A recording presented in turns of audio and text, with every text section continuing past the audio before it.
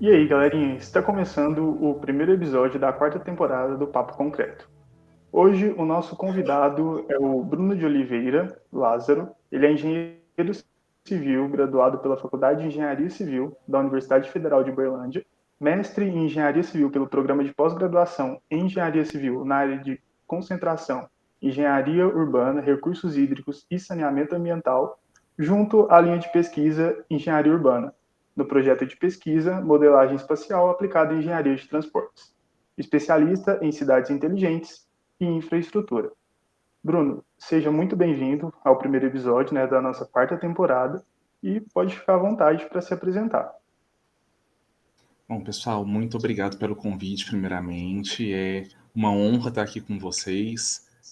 O pessoal do PET sabe o quanto eu gosto do programa, o quanto eu acho importante a gente estar discutindo aí assuntos importantes para a engenharia, para a sociedade, para a arquitetura, né, para nossa sociedade contemporânea como um todo, né? E receber esse convite para poder falar de um tema tão gostoso como desse episódio, para mim é uma honra muito grande, porque é um tema que está em voga, um tema que é muito, muito, muito, muito discutido, e que para a gente poder pensar aí no futuro da humanidade sem falar um pouquinho de cidade é algo complicado. Bom, Bruno, então a gente vai partir do início, E a gente quer, na verdade, entender, uma definição para o que seria cidades inteligentes. Como que a gente poderia definir de uma forma simples e clara o que, é o conceito dessa palavra, dessas duas palavras, na verdade? A gente tem aí um lapso, né, um grande gap na literatura, porque os grandes estudiosos das cidades inteligentes, eles têm uma certa resistência em definir o que elas seriam. A gente fica muito naquele contexto de que se a gente define o que é uma cidade inteligente, de forma normativa, de forma muito técnica, a gente também limita a potencialidade do que ela possa vir a ser. Mas de forma assim, bem prática, uma cidade inteligente nada mais é do que um aglomerado urbano, né, de edificações, de infraestrutura, de pessoas, um ecossistema mesmo, uma rede sistêmica de edificações, onde são utilizadas tecnologias, ações, políticas de maneira inteligente para garantir a qualidade de vida para os seus habitantes, né? A gente tem aí um paradoxo de acreditar que cidade inteligente é algo muito tecnológico, que ela é definida como uma cidade de um filme de inteligência artificial aí, né? Carros voadores, letreiros de LED, luz neon, e não necessariamente é isso. A cidade inteligente, ela utiliza a tecnologia, né? Mas não necessariamente precisa de tecnologia de ponta. O que faz uma cidade ser inteligente ou não são atitudes inteligentes dos seus gestores, dos seus cidadãos, da prefeitura, das empresas, do setor privado, da academia, né? Então, é um conjunto de políticas e de ações inteligentes, bem pensados, bem articulados, que vão fazer com que o que estrutura a cidade, que são seus serviços, o meio ambiente, a sua infraestrutura, funcionem de maneira a garantir a melhor qualidade de vida possível para a população. Então, na verdade, seria um conjunto de fatores que tornam a cidade inteligente, certo?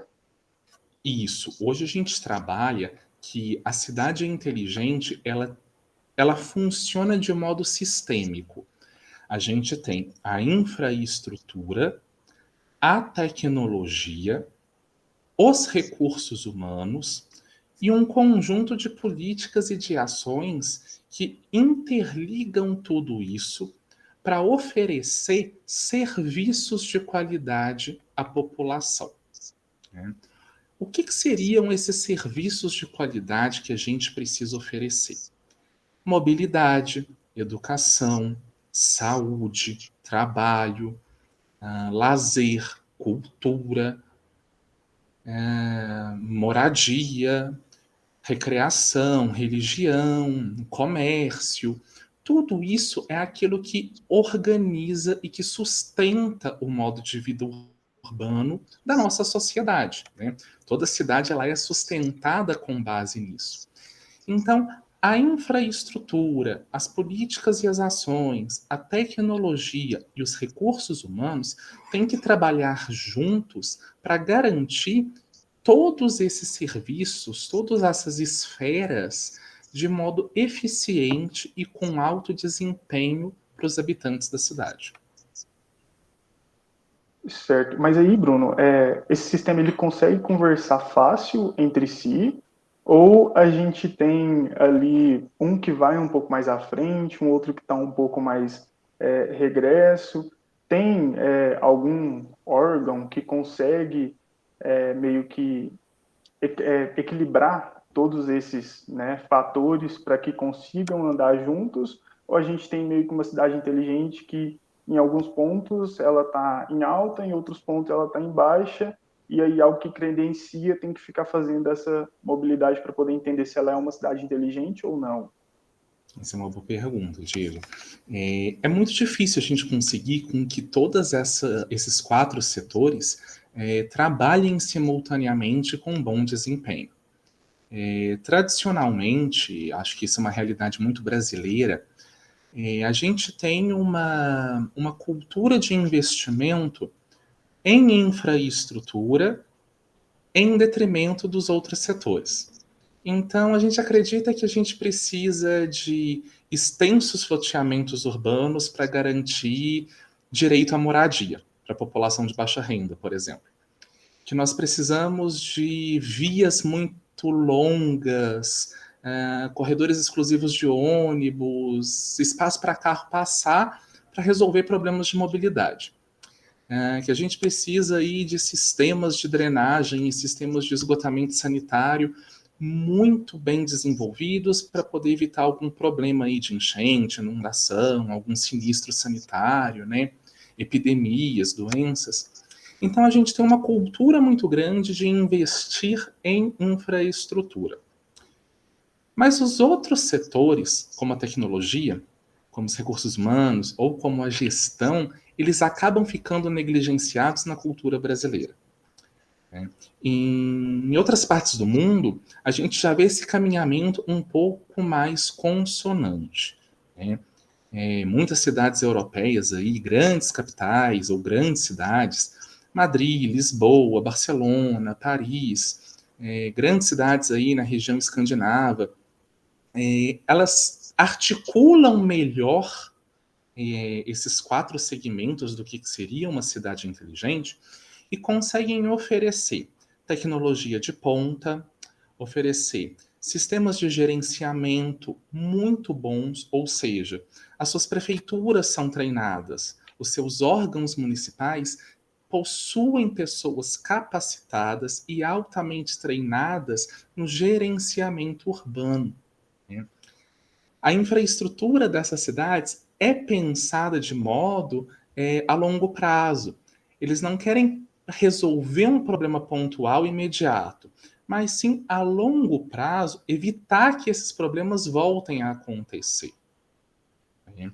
Então, é muito difícil a gente conseguir esse caminhamento conjunto, mas os principais órgãos responsáveis por fazer esse caminhamento acabam sendo até 2 órgãos bem dicotômicos, né? Assim, bem divergentes algumas vezes, que é a academia, são as universidades, que é de onde saem os grandes estudiosos, os profissionais das cidades inteligentes, né? Do planejamento urbano, da infraestrutura urbana, é ali que se gera o conhecimento disso, conhecimento teórico disso, e as prefeituras, né? Os órgãos de administração municipal, porque cabe a eles a articulação e a gestão do ambiente das cidades e de todos os seus sistemas. Então, essa regulamentação e garantir com que todos esses setores funcionem de maneira preponderantemente similar e caminhem juntos, é uma responsabilidade da interlocução aí desses dois segmentos, tanto da academia quanto das administrações municipais. Entendi. E aí, Bruno, a partir de que momento a gente consegue olhar para uma cidade e falar que ela está caminhando para ser uma cidade inteligente? É muito visível ou quando você vê, ela já está sendo credenciada como uma cidade inteligente? É uma mudança muito visível, porque é uma quebra de paradigma muito grande de um processo de urbanização convencional para a urbanização inteligente. Quando a gente fala que a cidade está se tornando inteligente, ela está atingindo ali aqueles objetivos de desenvolvimento sustentável promulgados pela Organização das Nações Unidas. Mais em específico, o ODS 11, que fala da criação de comunidades inteligentes, sustentáveis, resilientes, seguras. A gente percebe uma mudança gradativa nos principais indicadores de uma cidade. Taxa de alfabetização costuma aumentar muito, o desemprego costuma cair exponencialmente. A taxa de urbanização ela começa a caminhar semelhante à taxa de arborização, de criação de espaços verdes. A gente percebe que as pessoas em uma cidade que está se tornando inteligente deixam de usar a rua como um espaço de passagem e utilizam a rua como um espaço de ocupação. Volta a ser gostoso voltar para a calçada, trocar uma ideia, colocar uma cadeirinha para poder sentar, ver o tempo passar.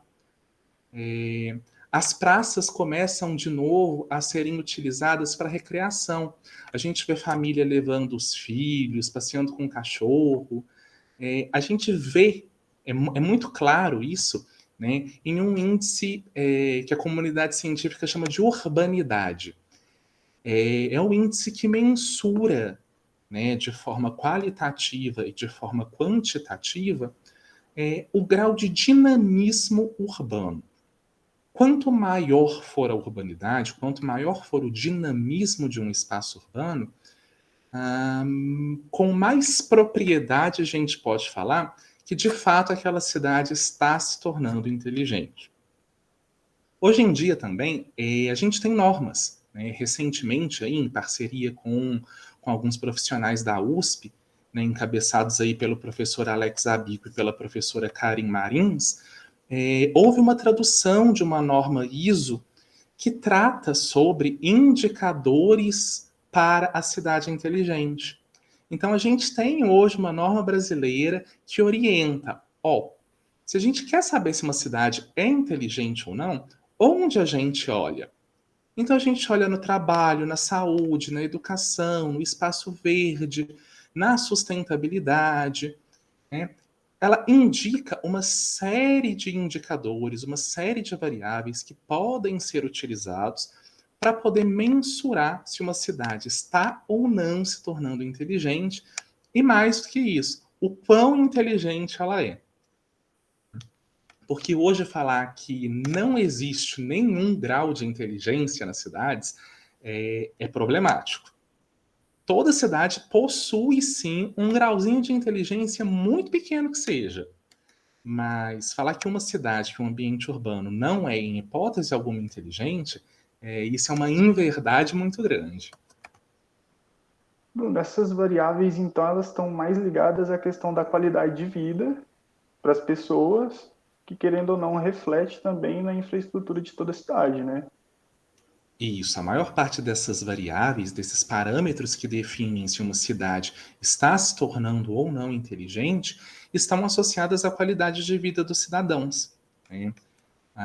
Como para o médico, o expoente da sua profissão é o paciente, né? Para o construtor da cidade, o expoente da sua profissão é o cidadão. Então, ele que dá o respaldo final se o bom trabalho está sendo realizado pelo engenheiro, pelo arquiteto, pelo urbanista, pelo geógrafo, pelo planejador de tráfego. Então, a partir do momento que a gente percebe e quantifica uma melhora significativa na qualidade de vida dos usuários finais do nosso produto, que é a cidade, a gente consegue afirmar com propriedade que a cidade, que é o produto, está se tornando inteligente. É que às vezes a gente fica tão focado, né, nessa questão do vamos construir, que acaba que meio que passa, né, despercebido ali que a gente está lidando sim com a qualidade, né, de vida de cada pessoa que vai residir, né, na residência, naquele prédio ou em outros, né, meios aí que a gente também constrói. Ah, me despertei, né? Bruno, como você falou, muitos fatores passam pela administração governamental, né, como a saúde, a educação. Você acredita que falta, talvez, uma boa vontade ou uma falta de informação para os governantes melhorarem, tornarem mais inteligentes, tomarem atitudes melhores para diminuir índices ruins e melhorar, aumentar índices bons? Você acha que é porque falta algum tipo de instrução, né, ensinar, tipo, é melhor tomar essas atitudes aqui, tal, ou às vezes é só uma falta de boa vontade mesmo? Problemático. Polêmico. Eu acho que é um pouco dos dois. A gente tem um estereótipo muito errado de acreditar que a cidade inteligente é cara, que ela envolve dinheiro, uma quantidade exorbitante de dinheiro, de recursos financeiros. E isso está associado àquela visão do carrinho voando, da cidade do futuro. Os principais exemplos de cidade inteligente que nós temos são pequenas cidades espalhadas pelo mundo e que tiveram ações inteligentes com pouco custo, às vezes com coisas que já existiam e com uma mudança de pensamento, com uma mudança de paradigma. Então a gente precisa quebrar esse estereótipo, porque a gente acredita que a cidade inteligente é cara, que ela demanda por tecnologias de ponta, por recursos extremamente onerosos, e isso acaba inviabilizando a própria construção da cidade inteligente. A gente acredita, vai ser caro, não compensa, não vou ter retorno. E, ao mesmo tempo, falta treinamento. A gente parar para poder pensar que um país como o Brasil, de proporções continentais, onde a maior parte da população está em metrópoles, né? Que as nossas cidades possuem problemas gigantescos e que não existe investimento factível na formação de profissionais para atuar nas cidades inteligentes. A gente é da formação da engenharia civil e em quase toda a escala nacional faltam matérias voltadas para a infraestrutura urbana. A gente vê isso muito segmentado. A gente não vê isso como um todo. E quando eu falo isso, e entender a infraestrutura urbana como um todo, é analisar não apenas a parte técnica de dimensionamento, de projeto, de construção, mas de avaliação pós-obra, de contato com o cliente final, de desempenho, de eficiência, de impacto, né? Então, ao mesmo tempo que falta para os gestores públicos o entendimento de que não é caro e de que é vantajoso, o que escancara uma falta de boa vontade muitas vezes, falta treinamento. A gente ainda aí tem um longo caminho para poder treinar profissionais para atuar em cidades inteligentes, em infraestrutura inteligente e sustentável. Mas a gente está mudando esse paradigma. Quando eu comecei a estudar aí alguns anos atrás, era impensável falar sobre cidade inteligente. Hoje em dia, nós temos inúmeras organizações não governamentais, empresas voltadas para a prestação de serviço das cidades inteligentes, de mobilidade urbana sustentável, de iluminação elétrica eficiente, de telecomunicações em nível mais inteligente. Então, a gente tem aí um background muito grande, tanto do setor público quanto do setor privado, que está oferecendo apoio a essa quebra de paradigma e a formação profissional e acadêmica para quem quer trabalhar com cidade inteligente.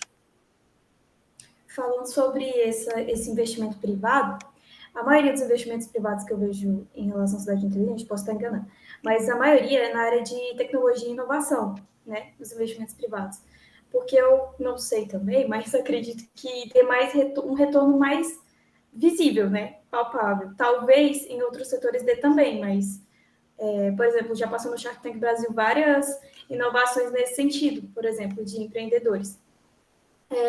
Você acha que falta incentivar mais ainda esse setor privado nessa área das cidades inteligentes? Você acha que eles poderiam contribuir em outros setores, além da tecnologia, da inovação e tecnologia? Com toda certeza. Porque a inovação e a tecnologia, elas são fundamentais, a gente precisa. Né? A gente está avançando aí os anos, novas tecnologias vão surgindo, isso é inevitável. A gente tem mesmo que desenvolver, a gente é do ramo científico, a gente precisa disso. Né? Só que a gente precisa entender também que não apenas a tecnologia possui valor de mercado, mas a satisfação e a qualidade de vida se tornaram hoje um commodity muito complexo. Que setor nenhum ainda conseguiu atribuir valor por ser extremamente valorizado. Quanto vale a qualidade de vida de um cidadão? A gente sabe que é muito mais caro do que um iPhone, mas a gente consegue colocar valor no iPhone e não na qualidade de vida do cidadão de uma cidade. Então falta, sim, um pouquinho de investimento, eu acho, sabe? Acho que falta uma articulação maior, às vezes, de governo com o setor privado, para poder falar, poxa, a minha cidade, o meu núcleo consumidor dos seus produtos precisa de algo direcionado à educação, por exemplo. Então, demonstra claramente que as suas novas redes de telecomunicações, suas novas redes de internet, vão melhorar de fato as relações de ensino-aprendizagem nas escolas. Você vai estar vendendo, então, um produto inteligente. Você não vai estar vendendo uma fibra ótica a um preço acessível, mas você vai estar vendendo um produto, um serviço de telecomunicação que impacta no indicador educação para a cidade inteligente. Então, falta essa articulação, né? Conseguir entender que a tecnologia ela é só o começo, né? Ela é só o comecinho de algo muito maior e que gera muito mais valor. Gera muito mais valor do que simplesmente aquele produtinho ali. E agora pensando em comparar o Brasil com outros países, claro que eu acho que a gente sabe mais ou menos onde a gente está comparado com outros países, mas tem algumas cidades de destaque no Brasil, pelo que eu vi, né? Em alguns estudos, como Curitiba, por exemplo, foi considerado tipo a cidade mais inteligente do país. Tipo, você acha que, por exemplo, em comparação com os países da América Latina, como que a gente está com o mundo? Eu acho assim, apesar da gente estar um pouco atrás do que grandes potências e grandes cidades, grandes não em tamanho, mas grandes em inteligência, europeias, na América do Norte, em especial nos Estados Unidos e no Canadá, a gente está bem, tá dentro da nossa realidade. Como você mesmo falou, Curitiba é uma referência em nível nacional. Goiânia é uma referência em nível nacional. Belo Horizonte é uma referência muito grande em nível nacional no que diz respeito às cidades inteligentes. E saindo um pouquinho aí de capital, Uberlândia é uma referência gigantesca em nível de inteligência para saneamento básico. Né? Não tem cidade aí com qualidade de água e saneamento tão inteligentes e tão boas quanto Uberlândia no país. Rio Verde, em Goiás, é um polo de tecnologia e um polo de inteligência setorial fora. É impossível mensurar, né? E está ali no interior do Cerradão brasileiro. Campinas é uma metrópole interiorana. Né?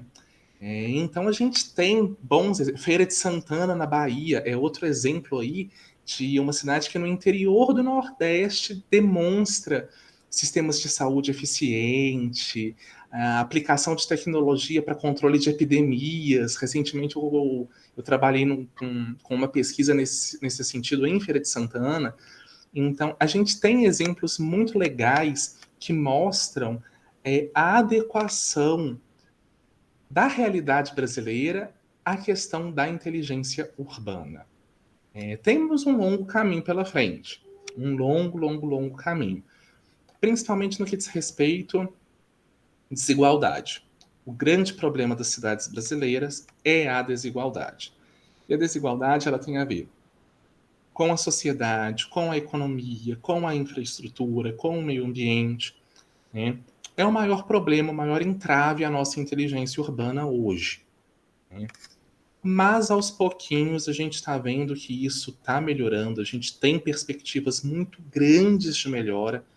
Né?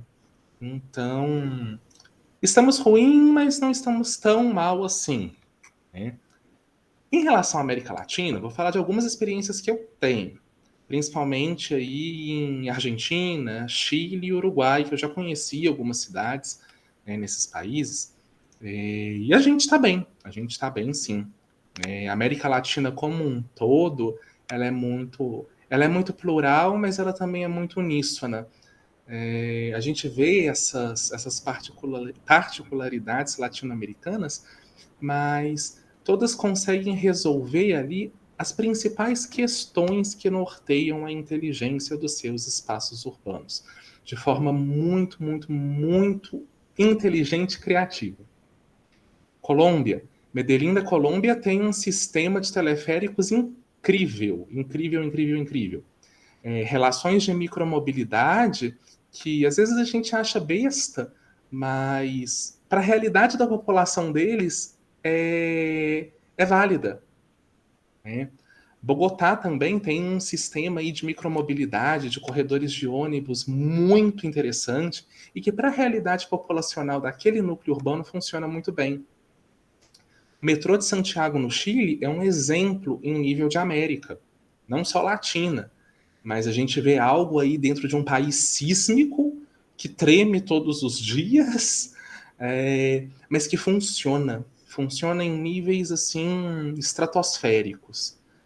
Então a gente consegue ver pequenas ações, mas que adequam a realidade aí de cada cidade, de suas populações, a uma inteligência que é muito válida. Bruno, já que a Tamires fez essa comparação, né, referente a outros países, eu queria saber de você referente à mão de obra, já que a gente precisaria de um certo treinamento. Atualmente, a gente está bem servido, a gente tem bons profissionais que poderiam dar esse treinamento, ou a gente precisaria buscar isso fora? Eu acho que a gente tem potencial. A gente tem potencial para uma formação muito boa de profissionais que trabalham com cidades. Porque trabalhar com cidade é uma coisa muito multidisciplinar. Não adianta a gente, cada formação em engenharia civil, acreditar que vai resolver os problemas da cidade, que a gente não vai. Da mesma forma que não cabe ao arquiteto, não cabe ao urbanista, não cabe ao geógrafo, não cabe ao economista, ao antropólogo, ao advogado. É uma força-tarefa. Né? É uma força-tarefa. E praticamente todos os cursos de formação acadêmica e profissional deveriam trazer no seu cerne as preocupações urbanas. A gente agora recentemente teve uma mudança estrutural muito grande na maior parte dos projetos pedagógicos de vários cursos, introduzindo a extensão como componente curricular obrigatório. E a extensão nada mais é do que a gente ter contato direto com a sociedade, contato direto com a cidade e com os seus habitantes. Então eu acho que isso, além de ser extremamente desafiador, vai ser o pontapé inicial para a gente poder formar na prática pessoas com competência para trabalhar nas cidades. Recentemente eu fiz participei de um congresso em São Paulo com o tema de cidades inteligentes, eu fiz uma provocação muito interessante para o pessoal lá. A gente fala sobre mobilidade urbana, sobre a importância de utilizar o ônibus e tal, os transportes ativos, mas quantos ali na plateia não pegaram um Uber ou não vieram de carro particular? Eu acho que numa plateia de quase 400 pessoas, no máximo 5 tinham ido até a área do evento de metrô ou ônibus.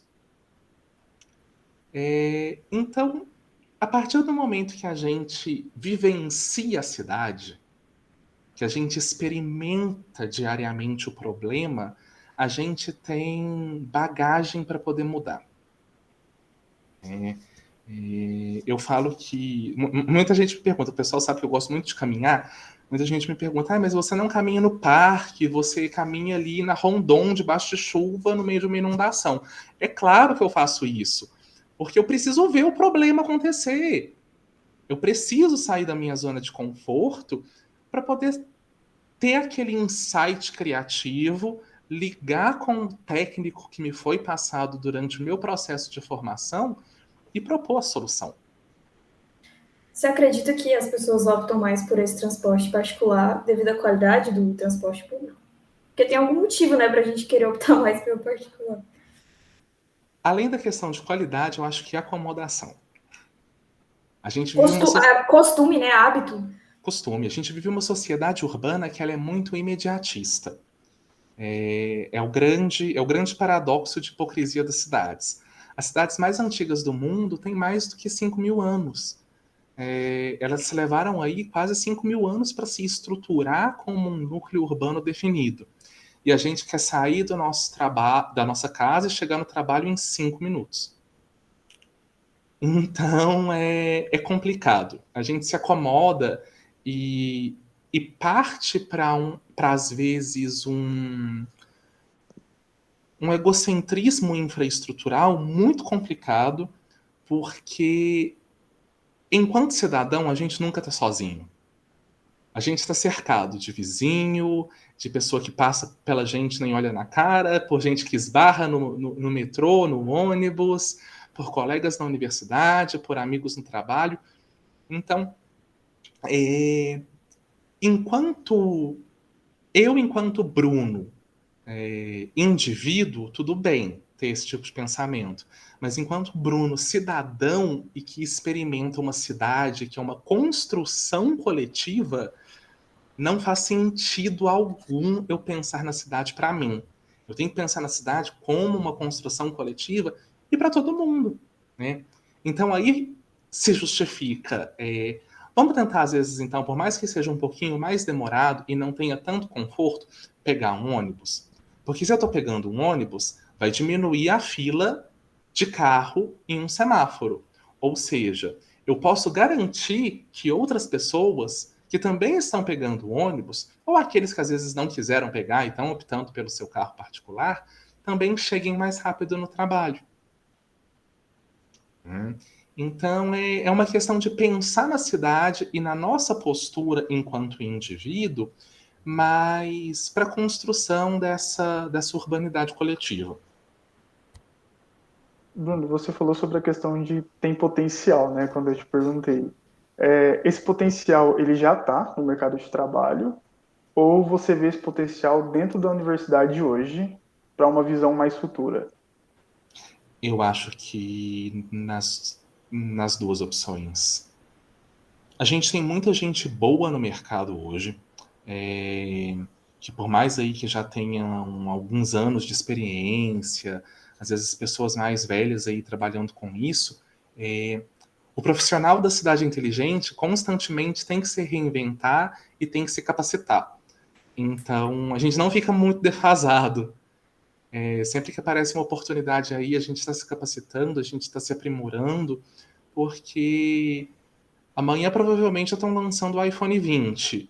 Então, a tecnologia, a cada segundo, ela está mudando, os problemas eles vão aumentando, a gente tem que pensar em novas soluções. Então, os profissionais que hoje já existem têm um enorme potencial para se reinventar e solucionar os problemas de amanhã.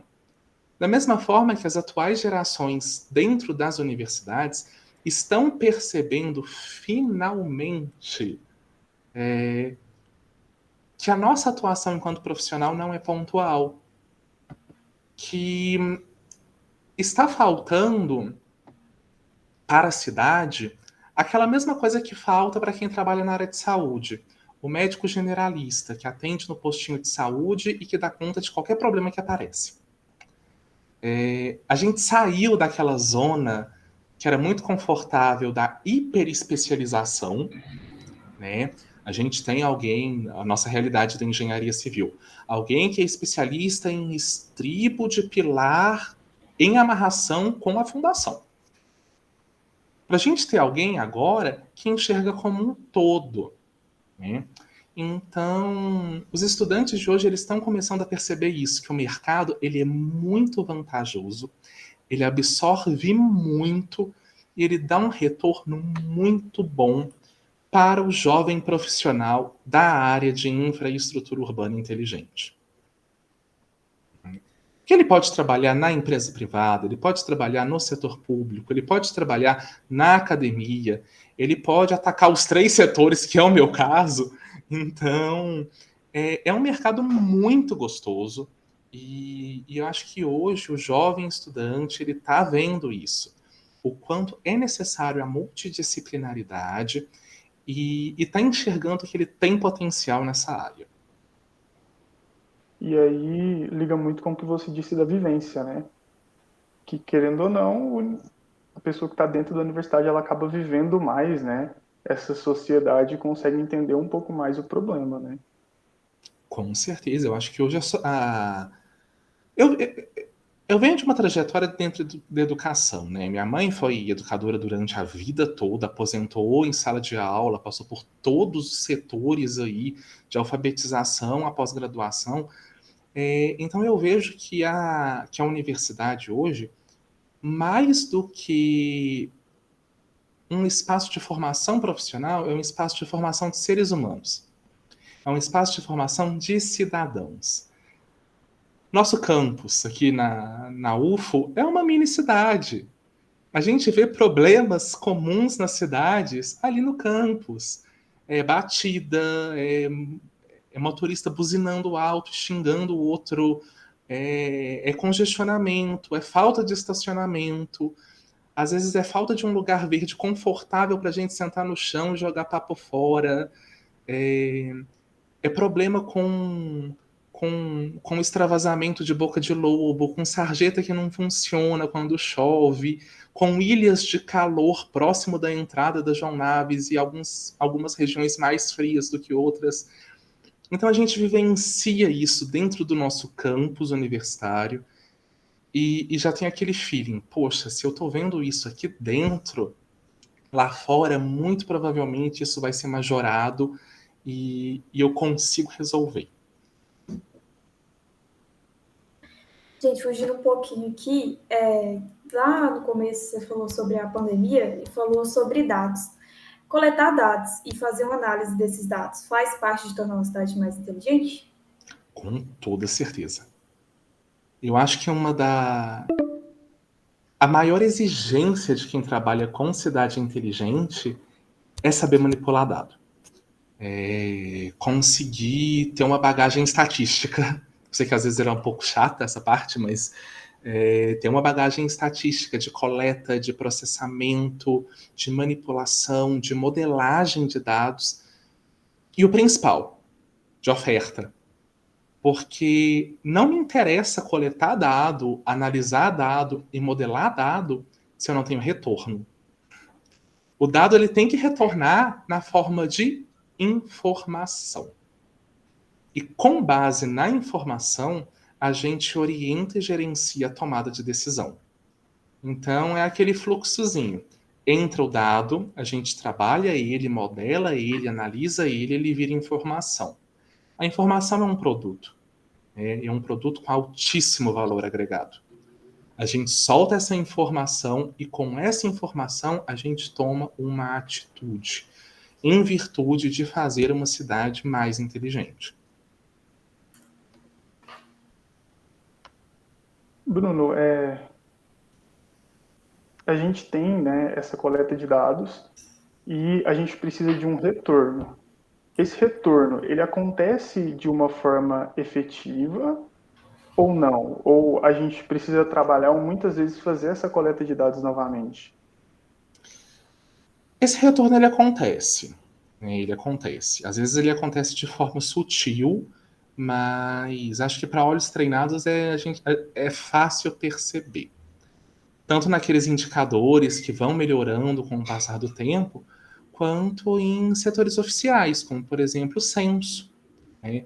O censo é o maior exemplo disso. A gente tem um processo de coleta de dados, de entrevista, de modelagem, de interpretação, e retorna para a gente como uma série de gráficos, de tabelas, de produtos cartográficos que representam a realidade do nosso país, né? Então, muitas vezes, a gente não percebe que esse dado está ali. Mas quando a gente vai pegar um ônibus, por exemplo, na realidade de Uberlândia, e a gente está em algum dos corredores de ônibus, a gente vê lá um letreirinho falando: o próximo ônibus a chegar é tal, e ele vai demorar 13 minutos. Esse é um dado que retorna, né? É um retorno de um dado relacionado à mobilidade urbana. Recentemente, o investimento da prefeitura aqui de Uberlândia no sistema de gerenciamento de riscos de inundação da Rondon Pacheco. A gente tem agora uma série de letreiros que mostram, né, alto risco ou risco moderado. É um dado que retorna. O dado está sendo coletado lá embaixo. O nível de água da galeria subiu mais do que o esperado? Se subiu mais do que esperado, opa, eu tenho um alto risco, vamos evacuar a região. Então, é um dado que retorna de forma efetiva. Às vezes de forma sutil, mas ele retorna de forma efetiva sim. Entendi. Bom, a gente vai para um rápido intervalo e a gente já está de volta. Neste ano, o PET Civil UFO está organizando a 14ª Semana de Engenharia Civil. Para saber mais, entre no perfil do PET Civil UFO no Instagram e acesse o perfil oficial do evento.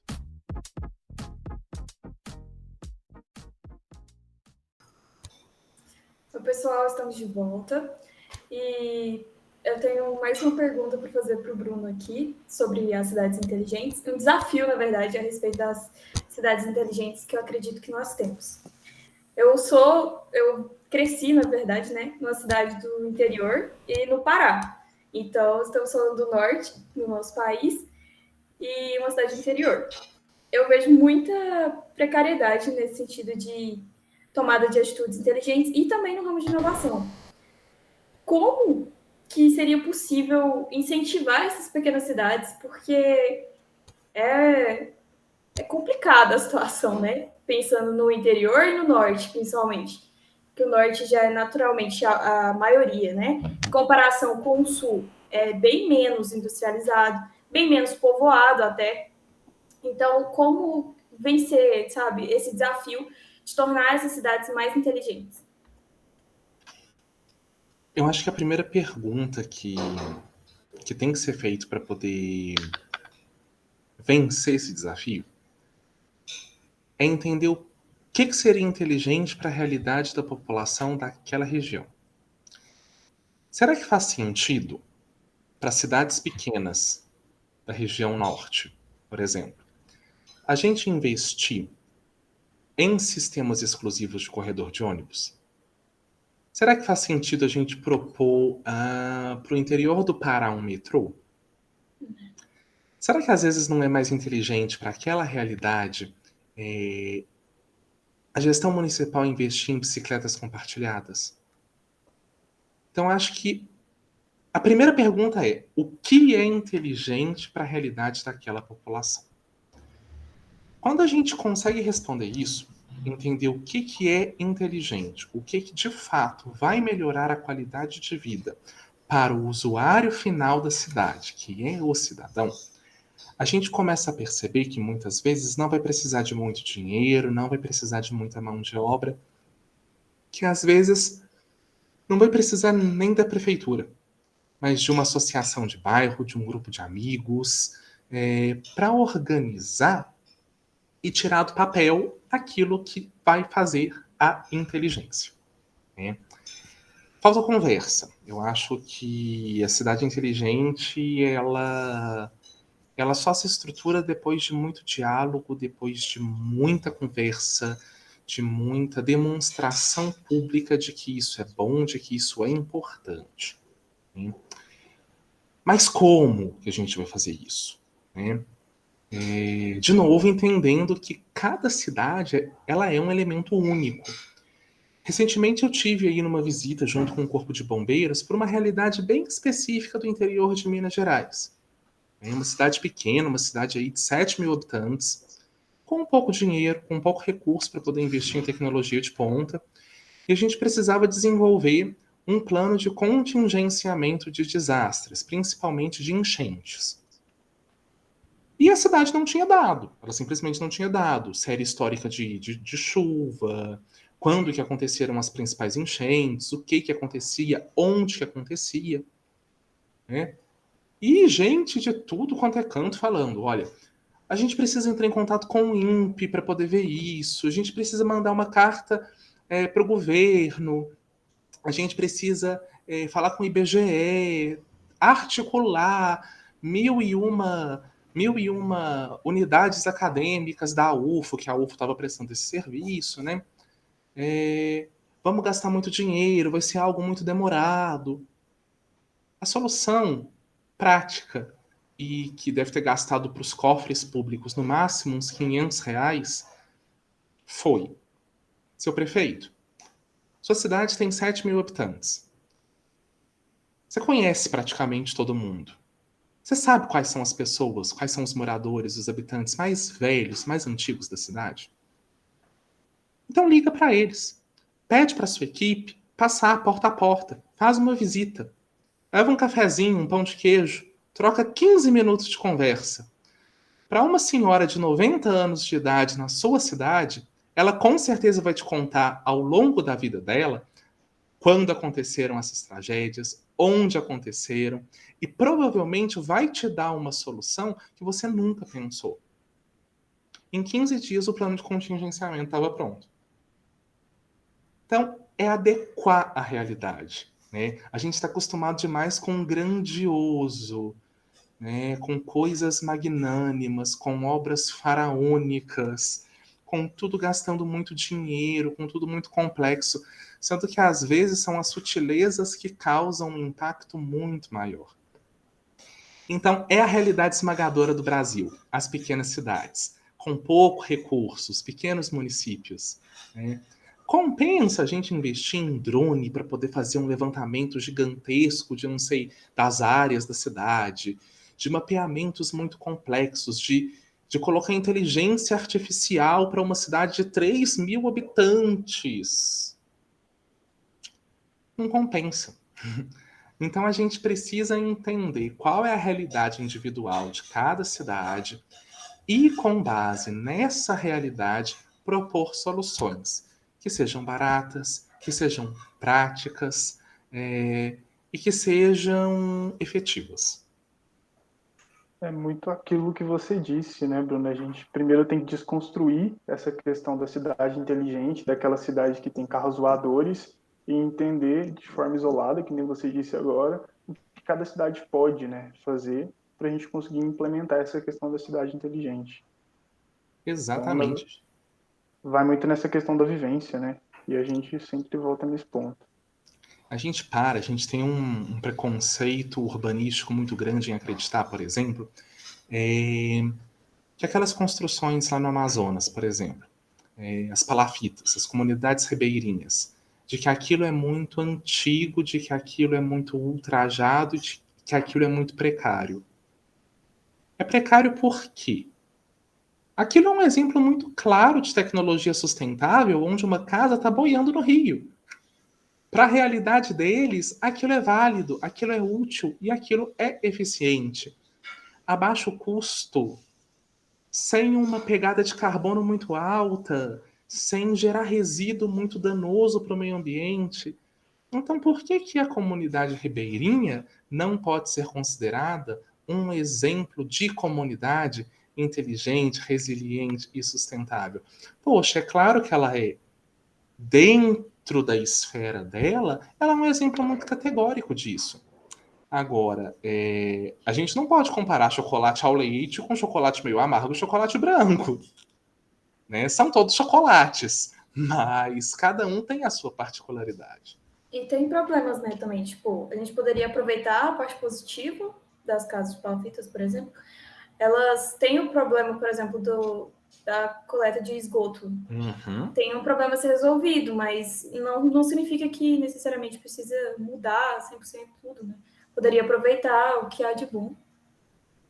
Com toda certeza, a gente tem que tentar sempre ter esse balanceamento, né? Aproveitar o que está de bom em determinada região, em determinada realidade, e aprimorar ou resolver os problemas, né? Tentar minimizar os problemas daquilo que não está tão agradável. Uberlândia, por exemplo. Uberlândia a gente tem muito problema constantemente. Choveu, os fundos de vale vão inundar. Tem como a gente resolver? Não sei.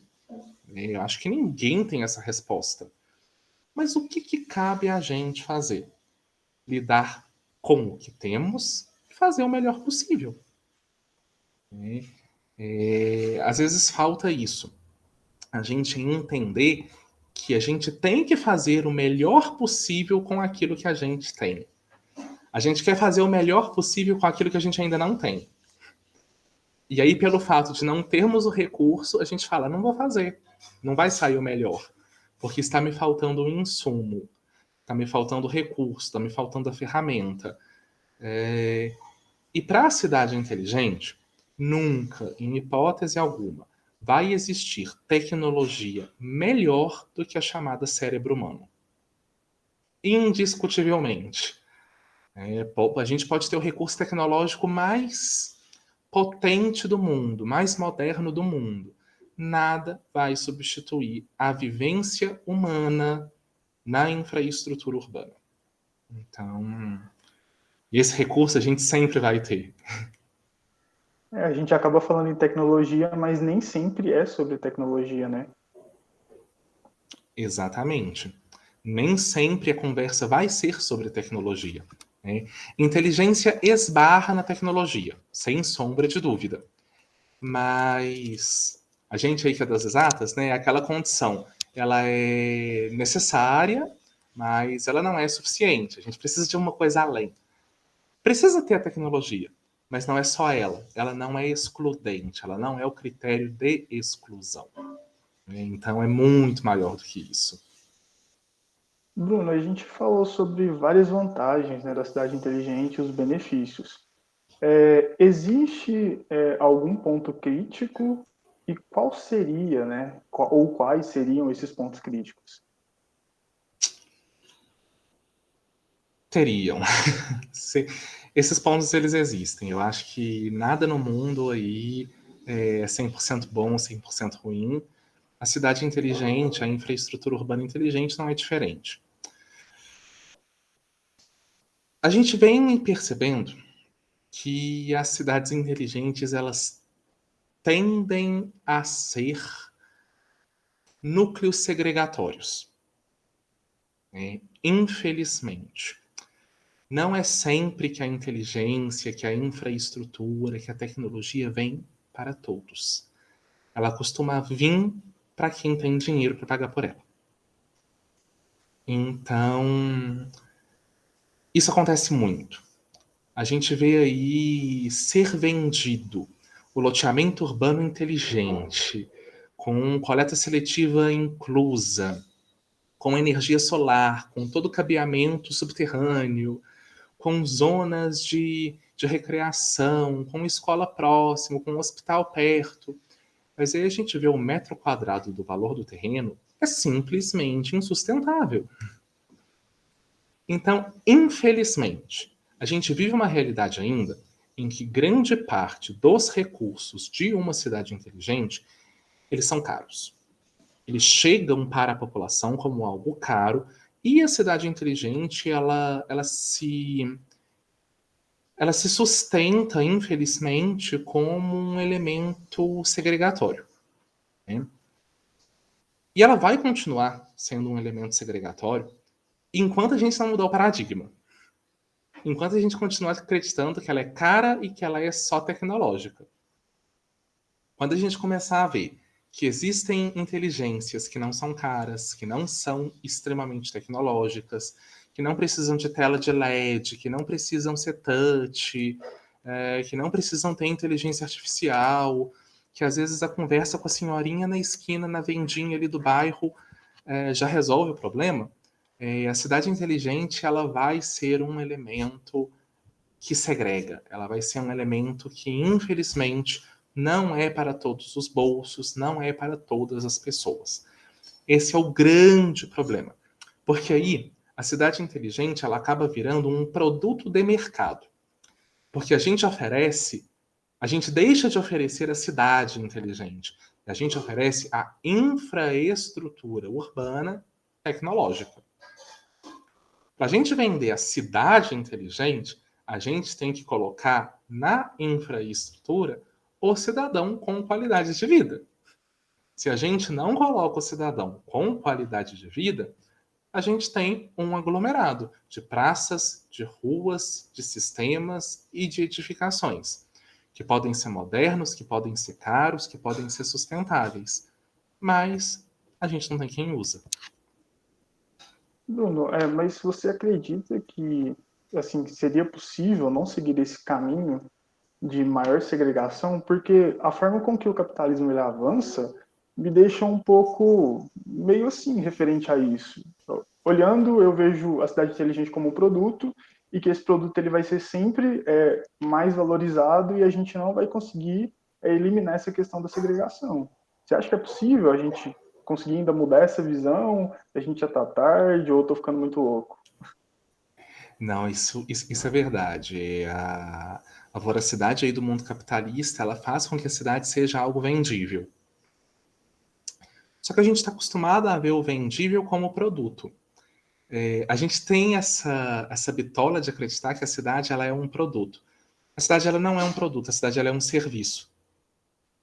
Porque a gente tem educação, trabalho, saúde, lazer, recreação, cultura, religião, alimentação, relações sociais.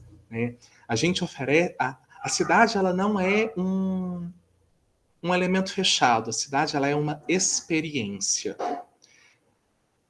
E aí, quando a gente vende experiência no mercado, tem muito mais do que o valor monetário.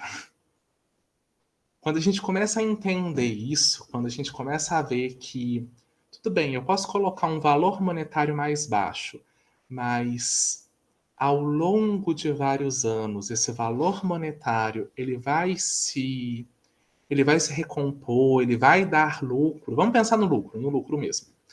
Ao longo dos anos, eu vou ter esse lucro porque os meus serviços vão ser continuados e com excelência. Porque ao longo de 20, 30 anos, as pessoas vão querer morar ali. As pessoas vão investir, por mais que seja barato, vai ter rotatividade, vai ter gente chegando, vai ter serviço sendo oferecido. É difícil pensar quando que isso vai acontecer, mas a gente está caminhando para isso. A gente está caminhando para isso sim, eu acho que a gente está perdendo o medo. Isso se deve muito às atuais gerações. As atuais gerações pensantes dentro das universidades, os jovens profissionais da área, que estão enxergando que a cidade ela não é o produto da infraestrutura, mas ela é esse serviço. Né? Então, quando a cidade ela é enxergada como um serviço, a segregação começa a diminuir. Porque o serviço ele não tem que ser bom só para um grupo ou só para um. Ela tem que ser bom para todo mundo. O serviço vendível ele é um serviço abrangente. Então, eu acho que quando a gente começar a entender isso um pouco mais a fundo e investir nisso, a gente muda esse paradigma e caminha aí para essa diminuição da segregação causada pela cidade inteligente. Sim, eu estava até vendo também, inclusive em Curitiba, que está em primeiro lugar no ranking, tem 100% de cobertura de 4G. Então, direto ou indiretamente, foi benéfico para todo mundo, independente da renda. Então, como o Bruno falou, acredito que se o conceito de fato da cidade inteligente for levado em consideração, é benéfico para todos, né?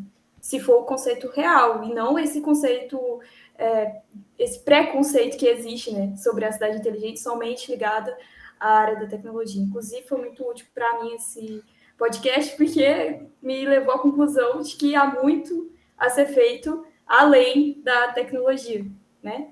Então, eu aprendi bastante sobre isso. Tamires, você tem mais alguma pergunta? Não. Não? Então, só para a gente já ir um pouco para o encerramento, então, Bruno, porque infelizmente a gente já está, né, está dando aí nosso tempo. Você comentou que recentemente você fez parte de um congresso, você participou de um congresso, né? Então, a gente gostaria que você contasse um pouco dessa experiência, como foi essa troca, né? Como que foi, você chegou a apresentar algum projeto lá no congresso?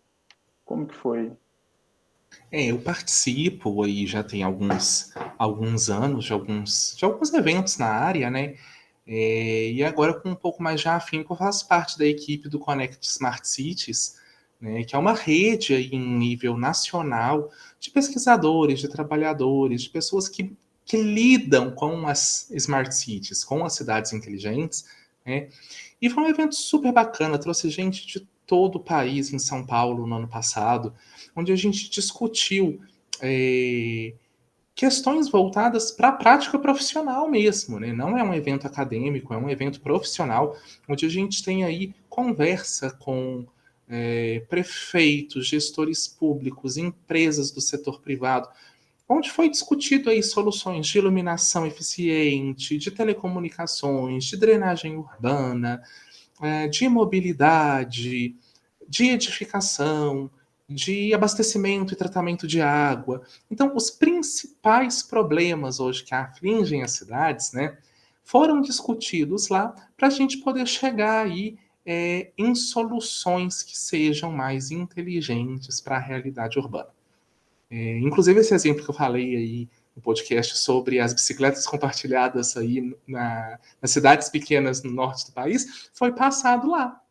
Né? Foi um exemplo super bacana, que eles tiveram um insight disso por conta da pandemia. A pandemia diminuiu significativamente a adesão das pessoas por ônibus. Então, as empresas de ônibus da cidade lá, se não me engano, era uma cidade no sul do Pará. As empresas de ônibus não estavam se mantendo. E aí, o que a gente faz? A prefeitura simplesmente cancelou o contrato com as empresas de ônibus. Mas as pessoas precisam andar de um lugar para o outro. O que a gente faz? Uma cidade pequena, praticamente plana, maior parte da população é uma população jovem. Poxa, vamos investir em bicicleta compartilhada. E foi um sucesso. Então, esses congressos é uma oportunidade muito bacana. Vocês que me conhecem aí da universidade sabem que eu sou ratinho de congresso. Tem congresso, eu estou indo porque eu acho que é uma oportunidade incrível para a gente ter contato com outras pessoas, com outras visões, com visões diferentes da nossa. E principalmente congressos profissionais, gente. O congresso acadêmico é muito bom, é muito importante para a geração de conhecimento, mas conhecimento gerado tem que ser aplicado. Se o conhecimento não for aplicado, para que ele está sendo gerado? Né?